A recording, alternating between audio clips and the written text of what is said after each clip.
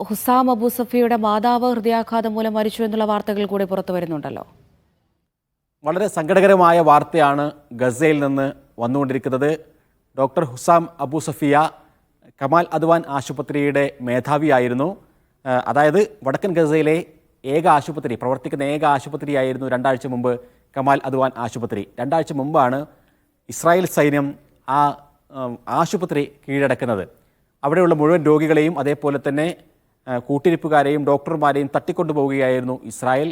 അതിൻ്റെ പ്രധാനിയായിട്ടുള്ള doctor Hussam Abu Safiya ഇപ്പോഴും എവിടെയാണുള്ളത് എന്നുള്ള കാര്യത്തിൽ പോലും കൃത്യമായ വിശദീകരണം നൽകാതെ ഇസ്രായേൽ മുന്നോട്ട് കൊണ്ടുപോകുമ്പോഴാണ് ആ മാനസിക വ്യഥയിൽ ഹൃദയം പൊട്ടി അവരുടെ മാതാവ് മരണപ്പെടുന്നത്.